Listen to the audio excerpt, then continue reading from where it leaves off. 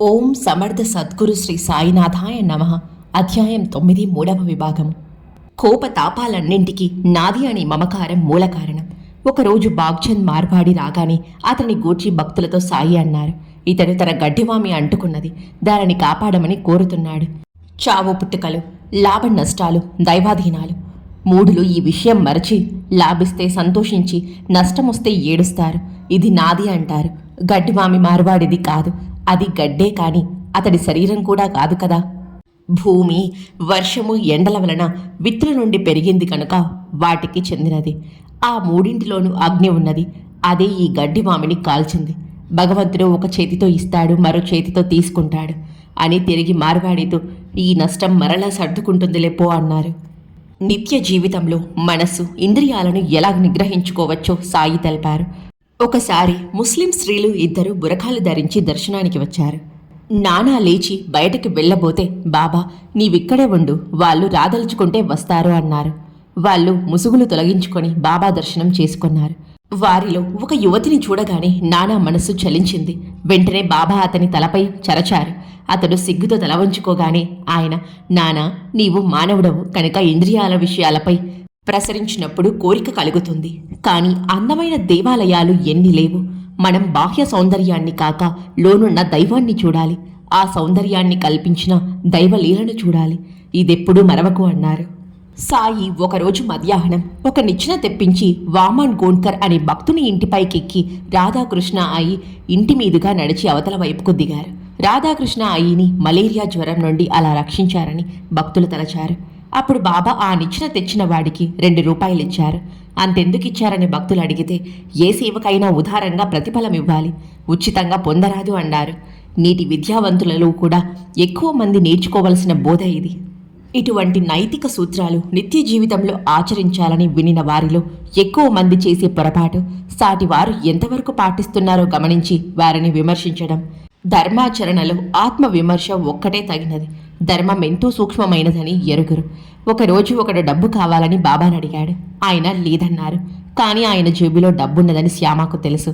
ఆ వ్యక్తి వెళ్ళగానే, శ్యామ, సాయి నీవు సత్యాన్ని, వైరాగ్యాన్ని అవలంబించిన పకీరువు కదా, మాకు నీతులు బోధించి నీవు అబద్ధం చెప్పావేమి అన్నాడు. డబ్బివ్వడం అతడికి శ్రేయస్కరం కాదు, చెబితే వినడు, కనుక అతని మేలు కోసమే అలా చెప్పాను అని సాయి శాంతంగా సమాధానమిచ్చారు. శ్రేయస్సు చేకూర్చే అసత్యమే సత్యమని, శ్రేయస్సును పాడు చేసే సత్యమే అసత్యమని హర్షధర్మ సూత్రం కూడా. దాసగను 1910లో సిరిడి వెళుతుండగా దారిలో ఒక వ్యక్తి బాబాను నిందించాడు. అంతటితో దాసగను మనసు చలించింది. సిరిడి చేరగానే నూల్కర్ అనే భక్తుడు అతన్ని సమాధానపరిచి ఆరతికి తీసుకువెళ్ళాడు. అప్పుడు సాయి, గను నీవు నూల్కర్ను హృదయపూర్వకంగా సేవించాలి, అందులో న్యూనత ఏమీ లేదు అన్నారు. అతను సేవించబోతే నూల్కర్, బాబా నీకేమైనా చెప్పని, ఏ ప్రత్యేకత లేని నన్నిలా ఇబ్బంది పెట్టకు అన్నాడు నూల్కర్. దాసగను సాయి వద్దకు వెళ్ళి, మీ ఆదేశం నాకు అర్థం కాలేదు అన్నాడు. సాయి ఉగ్రులై, అనుభవం అనేది ఎద్దులకు రాదు అన్నారు. బాబా చెప్పినది అర్థమైందాకా వెళ్ళకూడదనుకున్నాడు గను. వెంటనే సాయి, అదే సరైన పద్ధతి అన్నారు. తర్వాత దాసగను ఇంటికి వెళ్ళడానికి శ్యామ అనుమతి అడిగితే, వాణ్ణి కుక్కలా పడుండని, నేను వాడు తేల్చవలసిన లెక్కలున్నాయి అన్నారు సాయి. సద్గురువైన సాయి పట్ల దాసగనకు భక్తి స్థిరపడేలా సహకరించడంతో మరి మానవుడు చేయలేనంతటి సహాయం చేసిన నూల్కర్ సాయి అనుగ్రహానికి ప్రతీక. కనుకనే అతడు పూజ్యుడు. అతను సేవిస్తే దాసగనకు అహంకారం అంతరిస్తుంది. అయితే నీ గురువు నూల్కర్ అని మాత్రం సాయి దాసగనకు చెప్పలేదు. అతడు చేసిన మేలును గుర్తించి కృతజ్ఞత కలిగి ఉండడం ఎంతో ముఖ్యమని సాయి బోధ. ఒక భక్తుడు సిరిడి వెళుతుంటే అతనితో సాటి ప్రయాణికుడు మానవుడైన సాయిని కొలవడం వ్యర్థమని వాదించాడు. ఆ భక్తుని మనసు కలత చెందింది. అతడు మసీదు చేరగానే శ్యామతో, ఇతనికేదైనా మంచి మాటలు చెప్పు అన్నారు సాయి. అప్పుడు శ్యామ అతనిని బయటకు తీసుకువెళ్ళి, సాయి గూర్చి ఇతరులన్నవి పట్టించుకోవద్దు, నీ అనుభవాన్ని అంటిపెట్టుకో అని చెప్పాడు. తర్వాత వారిద్దరూ మసీదులోకి రాగానే సాయి అతనితో, నువ్వు శ్యామ చెప్పినట్లు చెయ్యి, మేలు జరుగుతుంది అన్నారు.